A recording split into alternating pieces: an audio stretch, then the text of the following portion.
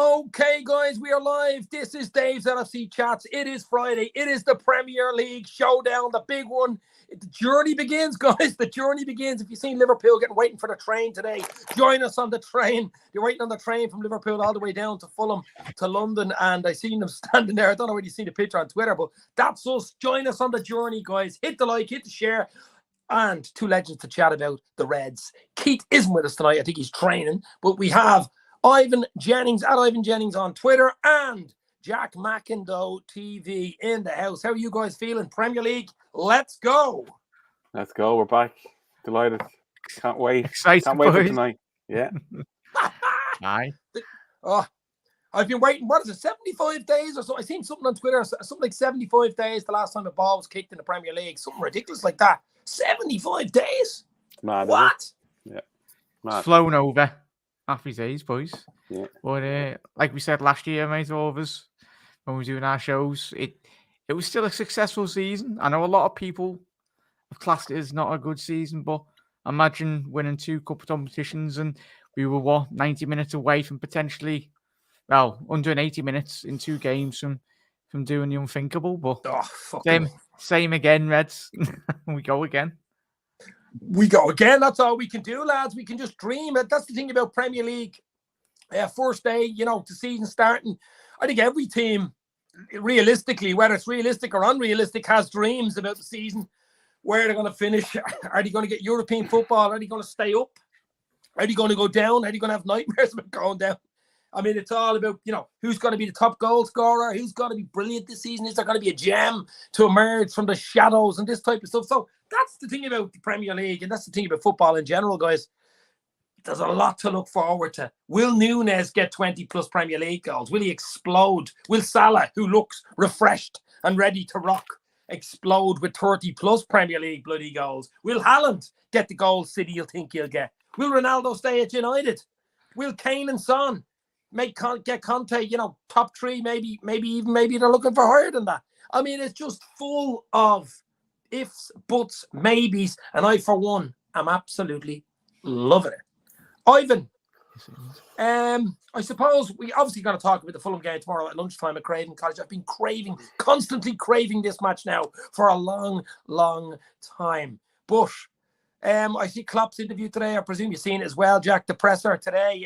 Bit of an injury list at the moment. I mean, obviously, Ox is out for about 2 months. He's probably out till around October, which means with the World Cup in November, we won't see much of Ox for the next few weeks. Jota's 2 or 3 weeks behind, but is not too far away. I just hope we can get Jota back on board because he's going to be absolutely crucial and huge for us with the 5 sub-rule, of course. Who else have we got? Naby has a bit of an illness, but I think trained today.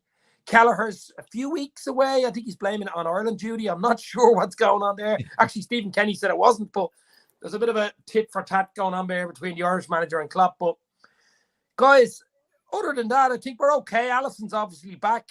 We need him. We need him between the sticks. There's no doubt about it, especially with Kelleher being injured.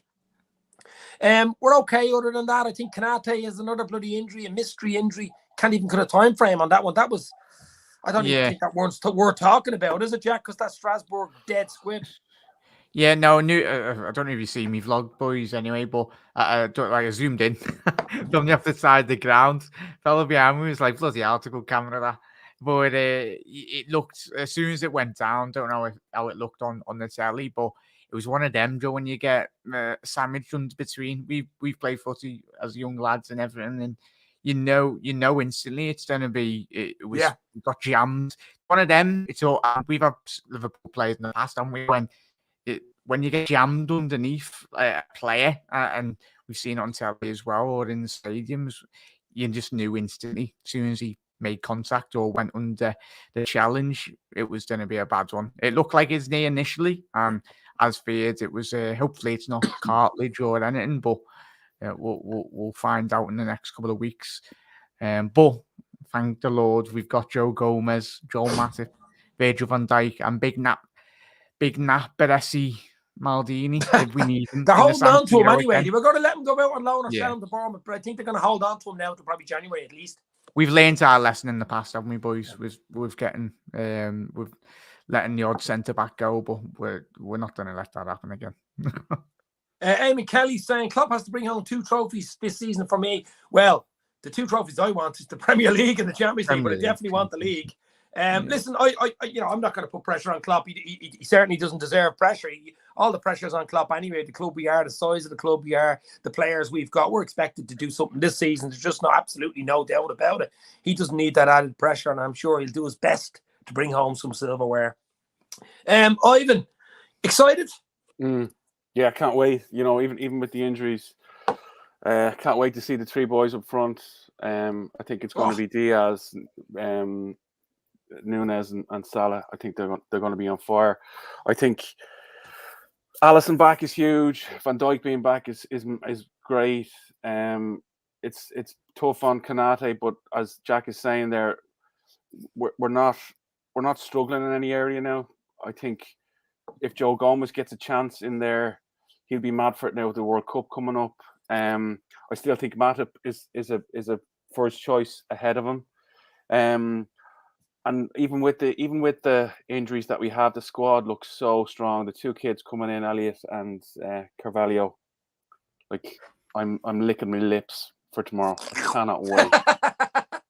Yeah, no, look, we're all licking our lips. That's why I think I had to put a bit of Vaseline on my lips earlier. But Alan Arkins is in here. Handy game for you, Dahi. If Coventry can do the double on them last season, they'll be made. Alan Arkins is a big Coventry City fan, believe it or not. Dear Lord. Yeah, I know there is a few of them out there. Don't get me wrong. There actually is a few of them out there. But I'll hope you're well, my friend. We'll have to go for a beer pretty soon, my friend.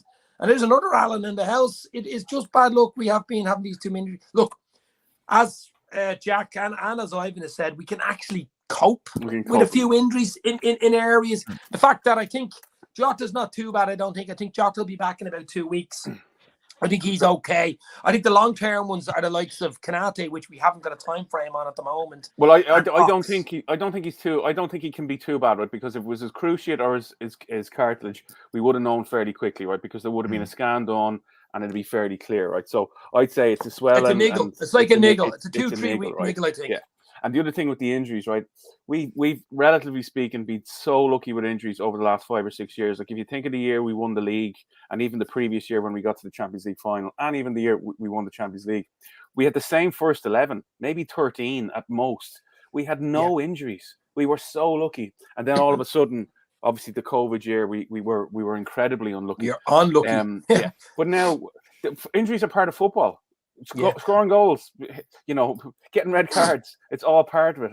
We've been very lucky. We've been relatively unlucky. And now we have the squad to just take it. Like, we're not going to get the kind of massive injuries that we had with the Van Dijks and Thiagos and all that kind of stuff. We'll be fine. When you look at it, though, I mean, the Van Dijk and the Thiago injuries were assaults. They weren't even bleeding injuries. Correct. You're dead right. You know what I mean? They were. And they were in the same game as well. Same game, exactly. Yeah. That was crazy shit. Yeah. And you blame the ref for that. Like, if that had been another game, you'd never see that in another game. Merseyside derby. Hendo scores last minute is disallowed. Everything went against us in that game. Shocking. Fucking shocking is not the word. Listen, I think it's the best to forget about that game. We've done unbelievable things since then. So, but guys, generally the Premier League, though, I mean, I just think it's great to be back. I know we have a World Cup sandwiched in between. It is going to be crazy. We'll talk about the World Cup closer to the World Cup. It's not till November when the winter hits hard. But I just think it's important that we start fast. We all know how fast we have to start. We basically have to win nearly every bleeding game. Yeah. We only lost 2 games last year, and we still didn't win the league. Yeah. The draws killed us. I think the 5 sub-real with the big squad we have, the fact that we've got so many connotations up front and from midfield. We even have the young Elliott and we have young Carvalho there to step in if we really want them. So I think draws across the board in the Premier League might be harder to come by for that very fact that people can change it and so late and so numerous. I think people will go for the 3 points in a lot of the games, which will make it exciting. Yeah, I think Klopp is gonna. Sorry, I couldn't across you, Jack. I think Klopp is gonna go. We're going to see a super intense Liverpool from the start, right? And how I think it's going to go, I think City are going to start. Maybe they'll be doing all right, but I don't think they're going to start as well as us. I can see them dropping points. I can see Haaland having a relatively slow start while they fit him in or while they work him into the team. And I think we're gonna go at this as quickly and as hard and as intensely as we can. so that by the World Cup, we're on top and we're ahead, and we won't be making the same mistakes that we did in the first half of the season last. We can't, and I think that's why he's got Nunez in. I think it's why he's got Nunez in. For those games where we had chances to win games and we drew or we lost the odd one or two, which were scrappy, Nunez is there to get his foot out and to make those 0-0s 1-0s and to make those 1-1s 2-1s. That's what he's there for. And we need to be flawless. Yeah, we absolutely do. And that's how crazy the Premier League has been the last 4 or 5 years. I mean, 90 plus points and you're not even guaranteed the fucking league. I mean, it's absolutely ridiculous levels. Tommy Walker's in the house. Tommy, hopefully you're well, my friend. Yes, hit the like, hit the share, guys. It's like Christmas Eve. It's basically Christmas Eve for a football fan, guys. That's what I said. I posted it. Christmas Eve I was like, in the middle of bleeding August. Yeah, the sweat's drilling at me. Totally. But, I've written me letter. I've gone to the pub with my outfit. We're going to midnight mass, and I know Santa's on the way at some point. What's on your letter, Ivan? More. I want more. Yeah, 10 pints in already. Exactly. It is like Christmas Eve as a kid, I suppose, and I'll be even looking forward to that game tonight. I'll keep big time. an eye on watch. I'll have 1 or 2 beers watching. I think Palace will give Arsenal a game tonight. Yeah. There's no doubt about it. I mean, 2-2 tonight. Yeah, I think it'll be a draw myself, something like 1-1. But the other thing as well, I mean, even City have a tough one. Is it Sunday or Monday? City play West Ham. West Ham. Yeah, I've gone for a draw on that one as well. That's a tough one, Yeah. Monday night. And again, it's Monday night, your first game of the season, Monday night. Everyone else has played. Liverpool potentially top. Spurs and Arsenal potentially second and third. Tough game. West Ham are a decent side. Very, very good side, And Haaland still will have the kind of community shield in the back of his mind and that sitter that he missed. So I thought I seen that ball in the backyard. Yeah. He's in for the reality shock.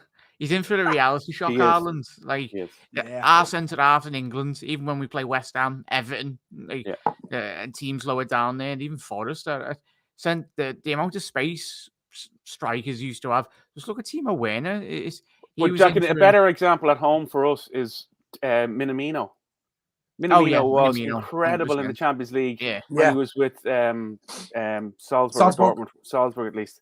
And then all of a sudden he lands in the Premier League and he looks like a 15-year-old child. Now, he got great goals for us and he did really well, but that's the difference. That is the difference. We've got, would you say, boys or chat as well, we've got 3 different type of strikers. We've got 5 different types, Jack. Oh, yeah. Well, yeah. It's, I mean, inside forward, But I'm excited for mosalah. That's who I'm excited for. Yeah. The monkey's off his back. He's ready to rock. He looks energized. He looks like he wants to get that bloody golden boot and just outright 30. Probably even try to break his own 32-goal record. I think he's hungry. He's ready to rock. There's no World Cup to distract him. There's nothing like that. And I think Salah's going for a hat-trick fucker tomorrow. I mean, Salah I think you're right, Dave. The ground running. You called that out there a couple of weeks ago. Like, I actually think Nunez is going to get 20 plus just by the way he plays, and these will be 20 extra goals for all the chances that we missed. But I think you're right. Salah is the one to watch because he's free now. He's angry, isn't he? He's angry. He looks mean and fit. He's the main man at the club. He's got the contract signed. He looks happy. He looks happy. He's got his hair. He's got bleached hair. He's got his hair highlighted. Do you know what I mean? I just think he's going to go. I can go myself here and have a chance. Or guess what? I've got my new £64 million striker in the middle. I can cross it to him. So the pressure's off. He's the man. He's the man. I've seen this. Andrew Quinn is putting it up today, but Liverpool and City, I mean, being catalysts for each other. We've talked about it loads of times over the last few years. They both push each other. They both, if one or either of those teams weren't around, I don't think the points would be as high because they wouldn't have to be. They could just ease off at about bleeding 80 points because no one's going to catch them. 358 points for City. 357 for Liverpool. I mean, I think that's the last. What is that? Last 4 seasons. I think it adds up something like that. That is just ridiculous. I'd want to see the data and the signs behind. Well, the data points. I haven't got them in front of me, but that is crazy shit. In terms of when you compare what United Arsenal when they were going at it under Wenger when he did win those league titles. I don't know the stats. Apologies if I'm wrong, but I don't think those two, and even Mourinho when he was fighting against Fergie when he won when he won the Premier League. I don't think it was nowhere near it.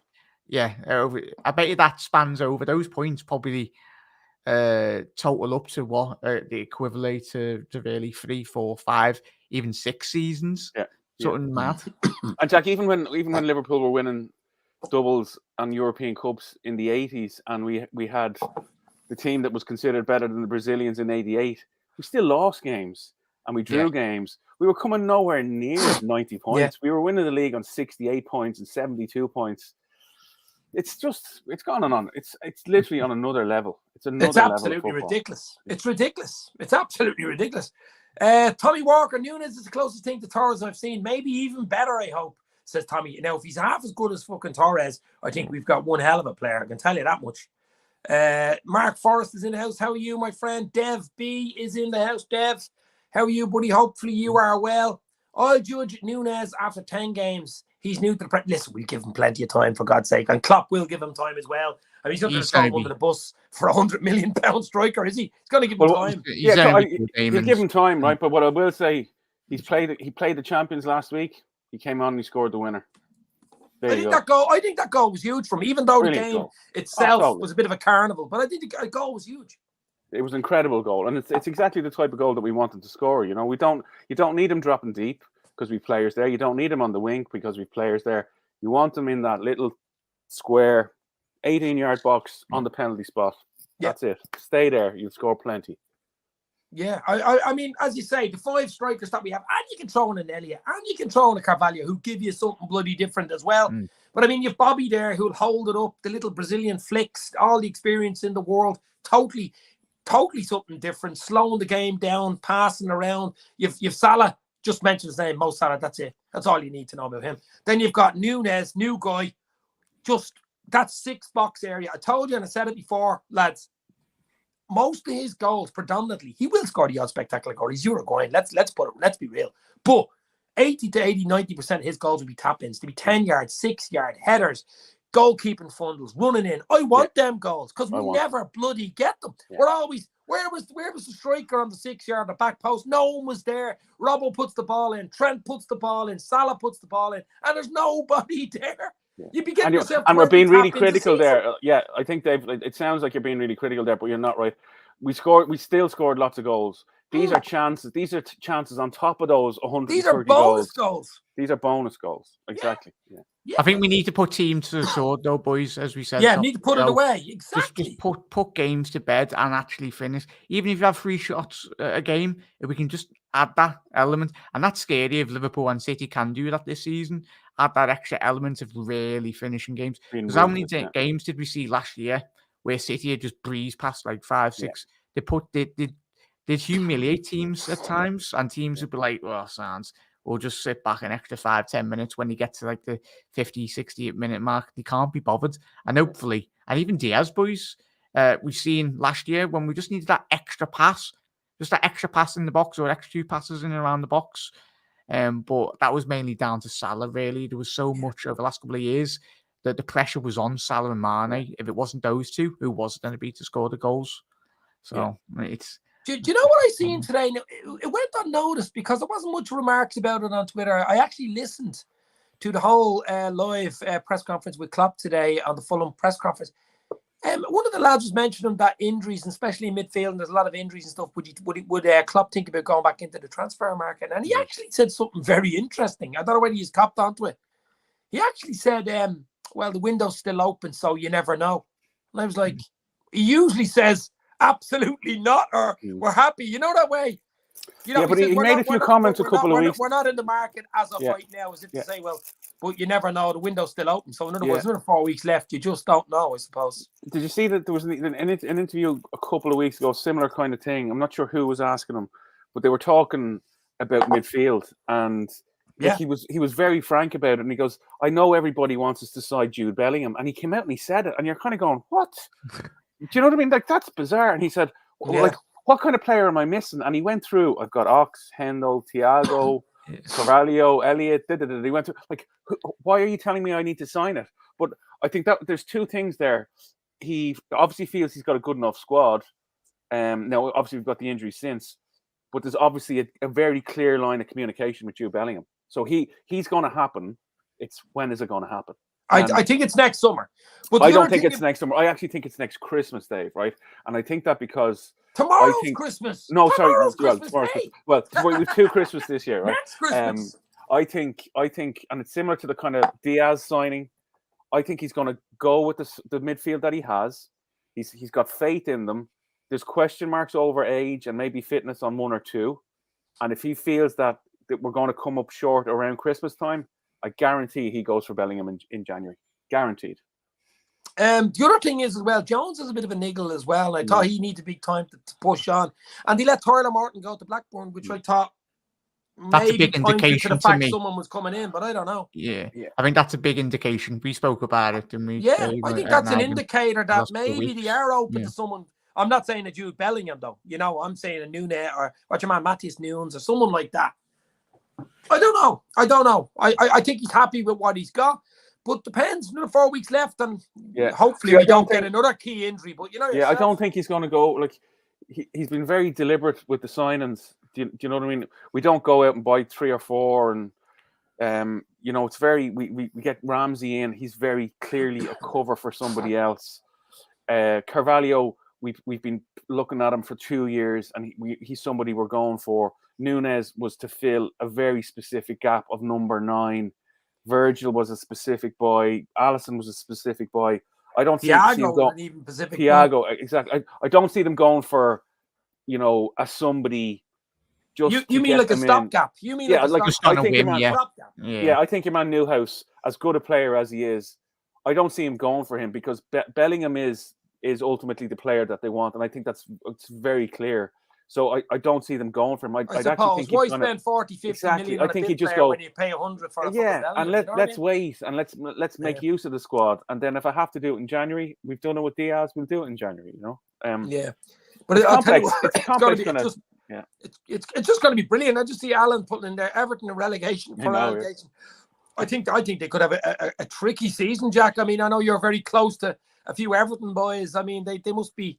What's going on? I mean, you haven't really brought a few Burnley players in, but I mean, it's going to be mad, mates. And listen to them, and obviously, you obviously have your sections, the Everton fans that are really positive, and judging from my mates that they're not deluded, like they are. Like, what are you talking about? The injury to Calvert-Lewin is big. Not that a lot of my mates weren't his biggest fan anyway. I think he had a good 6 months under Carlo Ancelotti, and the world thought he was more interested in wearing those dresses in the magazines. Yeah, the big point is losing Richarlison. I know he didn't get a lot of goals, but what he did get with him was the attitude and the performance within a game.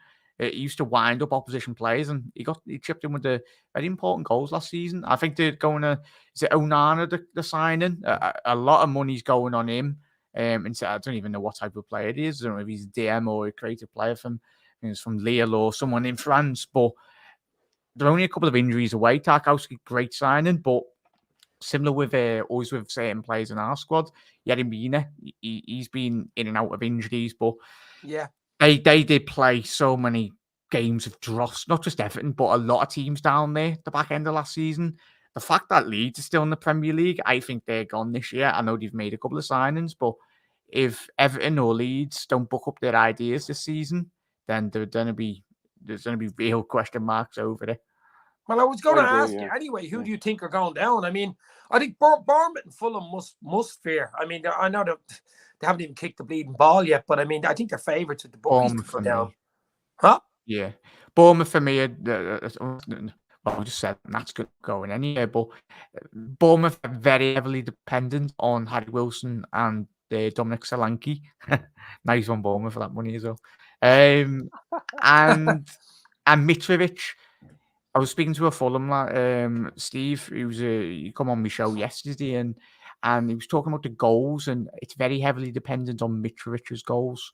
When you look at their squad, it's all catered to him, and especially the loss of Carvalho, we were speaking about. He was quite a good provider of Mitrovic's 30-plus odd goals. And Jack, Mitrovic is a championship striker. Yeah. He's an international striker, though. Yeah, but he's a championship. Yeah. I know. Yeah, but for me, he's a top 6 of the Championship, bottom 3 of the Premiership type striker. That's it. He's no better than that.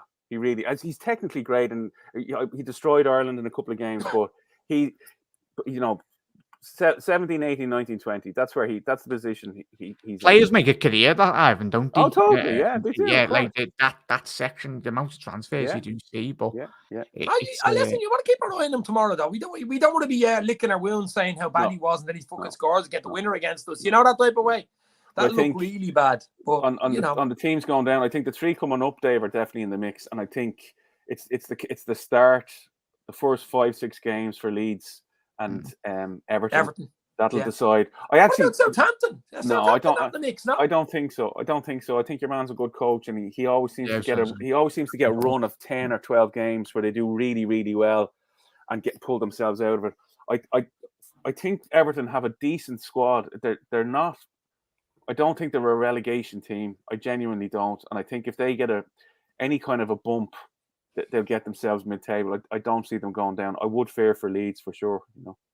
Yeah, no, absolutely. Well, what do you think of Forest? I mean, they've bought a lot of players. They've done okay. Do you think they'll be sound? Do you think so, Jack? I actually think they're in the 3. Do you? I think so. The only reason I'm saying is the fans.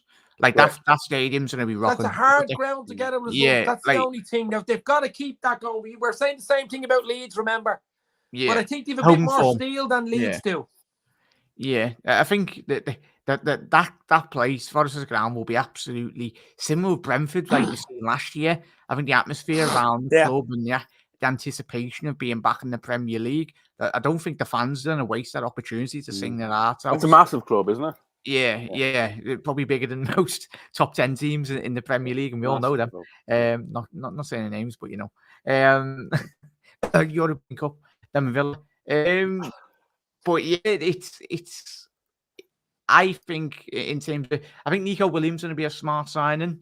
In terms of them, and just due to the fact of the manager, I forgot his name, but he's the form in which he showed. Cooper. I think Cooper. He's an ex-Liverpool Academy coach. Yeah, so he's had an incredible run with them. Yeah, brilliant. Yeah, so I'm excited. There's so many, not just for Liverpool, but for everyone. That's the beauty of it. Yeah, I mean, I've done a few videos with Not in the Forest channels, and they seem to be very salty and ready to rock and think they're going to do this and that. But I did say to them, listen, a good season for you guys is to finish 4th from bottom and just stay up.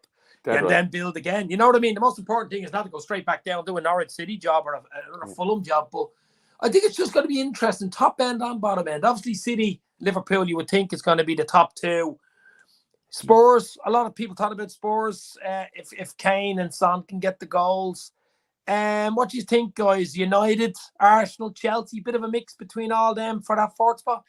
I don't see United in the mix. I genuinely don't. I'm not just saying that because I hate them. Do you? Honestly, strangely enough. I think your man is a good coach. There's no two ways about that. You can't deny that.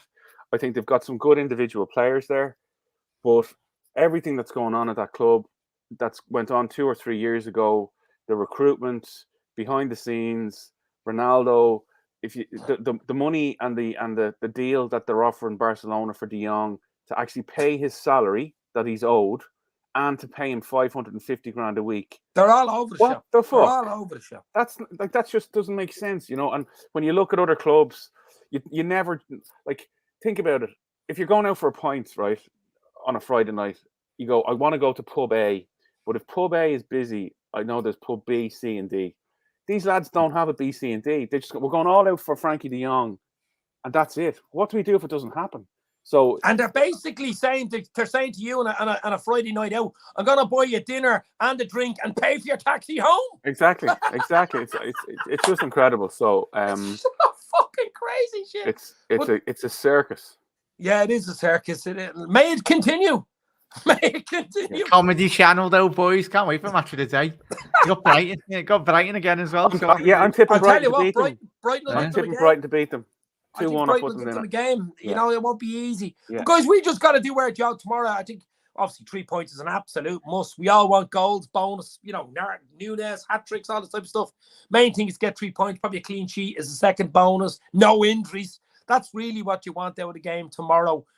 We've all talked about starting lineups and stuff like that. I think we can basically pick 10 players more or less off the top of our heads through injuries and just who's available.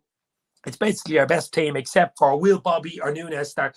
I've been saying it all week. I think Nunez starts. I know you've been saying Bobby, but I think he's going to throw Nunez. I think Nunez starts. Yeah, because the bigger. I'm not saying the bigger game was the Community Shield, but just on paper and with the media and with Haaland being there, if he had started Nunez, it was the Nunez-Haaland show. Yeah. By taking him out of the mix, it was a Liverpool City show. And then it was all on Haaland's shoulders to kind of go on and do something, and he failed.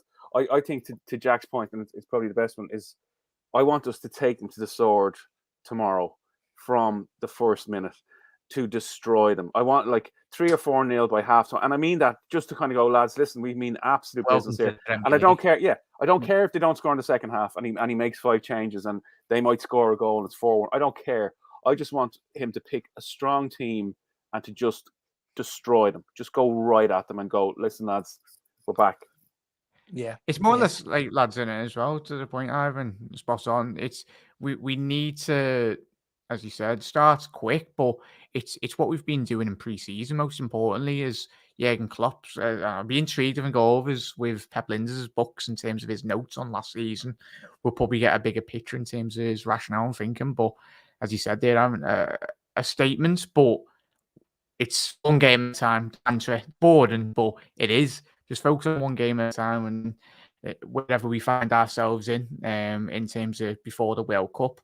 And hopefully we get a bit more luck than we did get last year. Like we can't be going to the World Cup, or we can't be breaking for the World Cup looking back on 2 draws, 1 defeat. It has to be. I think we nearly have to win every game by the World Cup. And I know that's a big statement, but we have to be thereabouts. I mean, draws are no use. I mean, if there's 10 minutes to go and it's 1-1 or 0-0, I think you've got to throw the fucking kitchen sink. Yeah. It's absolutely that useless. Now, a draw is only a good result if you're losing in the game and not playing well and you get a late equaliser. Then you say that was a decent draw. Yeah. But if you're at home and it's 1-1 or it's 0-0 or you're 15-20 to go, and you've got to go for it. You've got to win the game. Exactly. What? You have 5 subs. That's the difference. That's what I'm saying. Why I think across the board, never mind Liverpool, I think you'll see it because of the 5 sub rule. You'll see a lot more attacks. There'll be some teams sit back for the last 15-20 and say they probably used up their subs and say, listen, we'll hold for the draw here. Yeah. Because of the subs rule, you'd be able to change it right and change it. I think you'll see a lot more attacking football last 15-20. It's going to be a real onslaught, isn't it, for certain teams? Like if we bring on if Nunez doesn't start and we bring obviously a fresh Jota in a couple of weeks' time, and you're like, teams are going to be looking at their bench going, oh my lord. And especially if we're in like quite a good momentum, it really, and especially obviously the training. Like there's an argument that it's not fair, Jack. Do you know what I mean? And there's an argument that that's what Marbles will say. The bigger club, but like that's life, lads. And I think it's probably the one thing that kind of that really hammers home the difference between the top clubs and the smaller clubs. You've got the money to buy the better players. The other thing is look at the squads as well. Man City have had an advantage for the last 5 or 6 years because of the money that they've had, and they've had Guardiola there. They can go out and spend whatever money. That's another advantage, but that's life. But this one, whilst it seems a little unfair, it's quite fair. It's just a rule. You can play 5 subs. The fact that you might have 5 better players on the bench, that's a separate thing entirely. But Klopp will absolutely make use of it. I think it's a real bonus for us. I think it's a huge bonus. I really do, and I think he will use, especially even tomorrow. I think he'll use it. We've seen even in pre-season friendlies, he usually play 2 different teams each half. It's a totally different thing, but I think he'll use it, and that's why I want a fully fit Jota back. I mean, even to have a Jota on the bench last 20, I mean, he can fucking change a game for you big time as well. I mean, he's absolutely huge. Oh yeah, like he'll be using it from an attacking perspective if we're not scoring, but also to rest players. Take Van Dijk off, take Thiago off, take Salah off, rest them. Yeah. Yeah, I mean, it's absolutely huge. As you said, 5 subs. If you've used your 4 up, you're 3 or 4-0 up. You could take a Van Dijk off. You could even take an Alisson off if Geller was there. Or, you know what I mean? The game's won. Rest them. Don't worry about it. That's where game management and stuff comes into it. And that's where I think it will be absolutely huge. What did you think of Pep Linder's new book called Intensity? I'm going to get a copy of it sent over. I saw his interview. I obviously haven't read it. I saw an interview on the Liverpool FC channel last night. Yeah, they all had the book. And but just even talking about what he did, and like it's more of a journal than a book, in that he kind of compiled his notes day by day or every 3 days, and he sent them in. So it wasn't like he was looking for things to put into the book. He was just recording what was happening and sending it in. So it's very, very factual. It's not contrived at all. It's not a story. It's just, this is what it was. Do you know what I mean? It's like a diary. It's a diary. Exactly. It's going to be amazing, like, to get in his brain, innit, as well. Like, when you listen to, I love one of the most, Arsene Wenger, I just love listening to him, the way he talks and the professor elaborates. Yeah, like the way he just talks about football. Makes it, just when you listen to certain people, you're just mind blowing, especially like a different view. And I think that's going to be the same with Pep, innit, boys? We're going to be getting an insight to certain players, and we're going to be like, and it wouldn't surprise me we read like a certain sentence in the book, and obviously our minds are blown about Naby Keita, because we don't see him in training. I think obviously Pep and Jürgen, he's very highly regarded behind the door, behind closed doors anyway, and it'd be intriguing. And I think it's sold out, and I did pre-order it like 2 weeks ago, but meant to be getting it on Tuesday. We'll find out if it too. Oh, brilliant! Yeah, no, I think it'll be fascinating. Be absolutely fascinating. But other things. I mean, like, I hope you don't give too many secrets away. The other thing is, I don't know whether you've seen it, but the 2 German guys, the Neuro 11 guys that do all the neuroscience for Liverpool for free kicks, corner kicks, mentality and stuff like that, have been working all last year with Liverpool. You've seen it. We've won 2 penalty shootouts, which of course is a psychological thing as well. It helps in that. I mean, Liverpool really do not leave a stone unturned. They've Nima Numer in, who's their nutritionist, who is like my old mate Thomas Gronemark is the throwing coach, and he was with them only a few weeks ago, and he was telling me that if you go into the Kirby training ground, the AXA training ground, the food there is different level. It's even better than a 5-star hotel. The food is specifically made for you. It's like a Willy Wonka chocolate factory. It's basically licking the wallpaper. You know, that type of stuff. The food is top level. Everything's top level. I know they're all millionaires, most of them, the footballers, so they're treated like bloody millionaires. But the food science, the psychological science, the fucking mentality science, Klopp does not leave any stone unturned. And even that has changed the whole culture and mentality of the club since he's come in. The new training ground, everything is pushed towards a legacy type of thing. Even when Klopp, if he goes in 4 years, whoever's coming in, they've still got that strategy. They've still got that culture. Like the old boot room, you know what I mean? It's a new boot room type of thing. And that lives on. That legacy lives on. I think what they've done is they've kind of gone, right, so you've got City on one hand, who I'm sure they've got similar types of things behind the scenes, Dave. I don't think they take it to that level that the back room in Liverpool's at. But Klopp and the team are probably going, right, so we're up against this really expensively assembled squad who, on paper, player for player, for the most part, are probably better than us. So what can we do to get that every little bit 1% of 2%, 0.5%, every little percentage out. Exactly. And that's why, as you said science there 4 or 5 times. It's a science now. It's a science, yeah. It is basically a science. Everything. I mean, you look at it for injuries and all and everything like that, and they're massaged and they're plugged in and training. They're plugged in on the pitch. You know the way you have that yoke underneath for heart monitors and heat maps when they're on the pitch. I mean, it's just absolutely different level at the top level. But guys, tomorrow I'm going Diaz, Salah, Nunez. I'm throwing Nunez in, and he's going to score. I'm going 3-0. I'm going to go Salah, the king of Egypt, to get 2. He's a good record of Fulham, and he's a great record of opening day. I think he can equal a record tomorrow if he scores for the first time that he scores 4 or 5 opening games, something like that. And Nunez to get his first Premier League goal as well.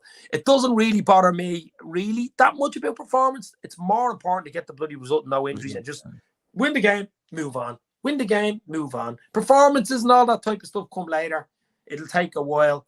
But what do you think tomorrow? What way to go? Listen, we can't be too naive. It's going to be a bleeding half-12 kickoff. We don't, Klopp historically not mad about them, but we've actually a decent record of half-12 kickoffs if you look back. But Craven Cottage is going to be bouncing. Their first game back in the Premier League in a while, so can't take it easy, Jack. No, it's not a case of taking it easy, mate. It's we know we're good now, and yes, you can be too overconfident, but since we've started the show tonight, mate, we've all spoken chat as well. Like we need to hit the ground running, and if we don't, we've got no other people to blame. We can't be blamed refs. We'll only have ourselves to blame, and these lads have had last season's what happened last season. We seen when we did originally win the league a couple of years ago, we had that disappointment. And even the Champions League, we missed out. We won again, we won it, and they will be absolutely fuming off the back of last year. I know they won 2 trophies, but it was the reaction of Liverpool, like the fans as well around the world, and I think that really bigged up the lads, especially coming on the coach and everything. That would have given them an extra 120% effort, really, day in, day out. I think even Anfield, if we can start early, and even the amazing away fans as well, I think the ground, it builds anticipation as you progress through the season. And I think it's going to be really special, boys. And I've got a good feeling about this year. Yeah, I hope you're right. I think you will be right. I think we'll have a very good season. There's no doubt about it. I just want that league. That's the one thing I really, really want. I know it's Christmas in the morning, but after I eat my turkey tomorrow, I just want that bloody league. Ivan, same with you? You have to go bread and butter? Yeah, give me the league. Like we were in dreamland from Christmas last year, and we were on every week talking about immortality and giving up football if we win the quadruple, right? Just give me the league. And anything else to be a bonus. So tomorrow, I'd love a bit of a performance. I would like us to take them to the sword, as Jack has described. But I'll take a win, absolutely. But I don't think we're just going to get that. I've been really happy with the performances in pre-season and how the likes of Nunez and Carvalho and Elliott and others have started. Trent has been brilliant. I'd like a 4-0. That's what I'm predicting. I think Salah will get one. I'm not sure who else is going to score. I'd be happy with Salah getting 1 or 2. I think you're right. Whilst Nunez, I'm really happy we'll get lots of goals. I think Salah's going to get lots of goals as well. Yeah. Carvalho tomorrow, boys, as well. I think I'll see a cameo from Carvalho, maybe 15-20 against his old team, of course. He knows them inside out, doesn't he? What? He's going to be giving Klopp little tips, isn't he? He knows them inside out. Like Mane scored tonight. Did he for Bayern? Has he?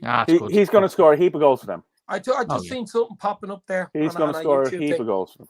Yeah. Listen, Mane's gone. He was a legend for us. I mean, I think he deserved to move. Anyway, he's been that good for us. We can't hold any grudges and stuff like that. If he wants to move, he told them anyway. He gave them a good 6-month notice as well. Yeah. He didn't do a Ronaldo about it. So we've got our players in. We got good money for him, I think, in the end. And good luck to him, I suppose, is the basic thing. I see Sir Oswald is asking me, will I be doing watch-alongs? There's going to be a lot more stuff happening, a lot more live shows, watch-alongs, a lot more stuff. We're less than 100 away, about 90 subs away from 5K, guys. The road to 5K is on. And I might even do a watch-along tomorrow. You never know. I have to keep an eye on the voice, though. I'm just getting over COVID. Do I not like 12:30 kickoffs? I actually don't mind them, because then you've got the whole afternoon to relax, that type of way. And another match at 3 o'clock, 1 at 5:30 and 1 at 8:30. It's brilliant.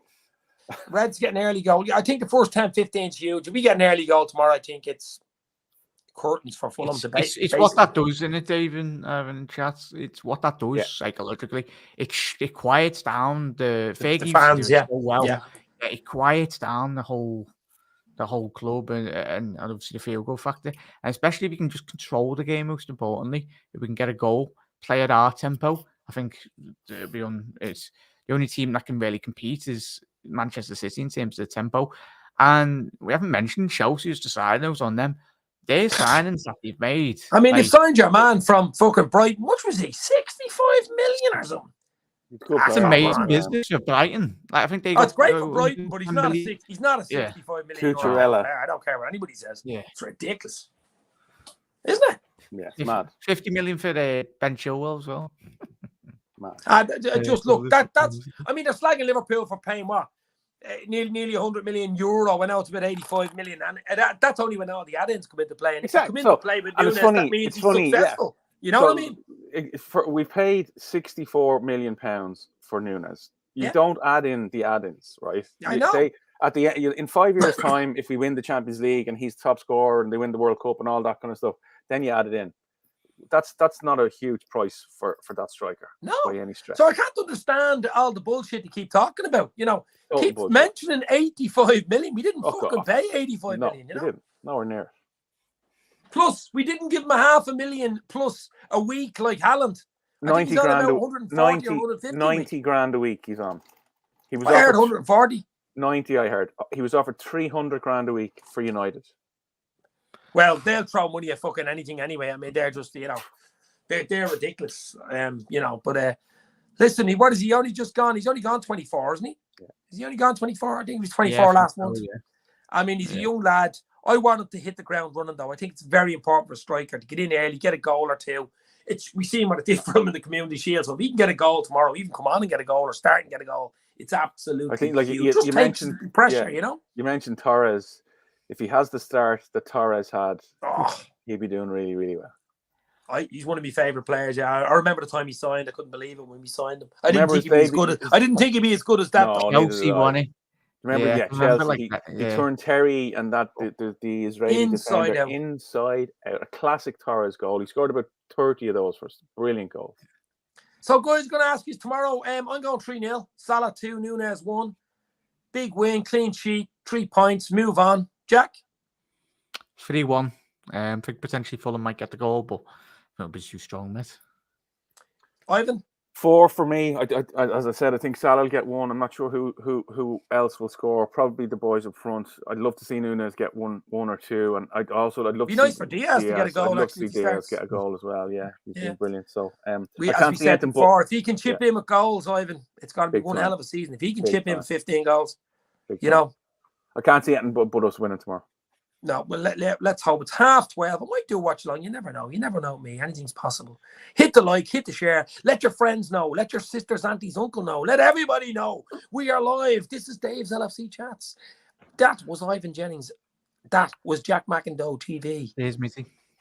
Thank you very much. Stay safe. Thanks for all the comments, guys. Legends as usual. Once Liverpool get the 3 points, we move on. We go again. Talk soon. Stay safe. Enjoy your night. And let's see what happens with Arsenal and Palace. Cheers, guys.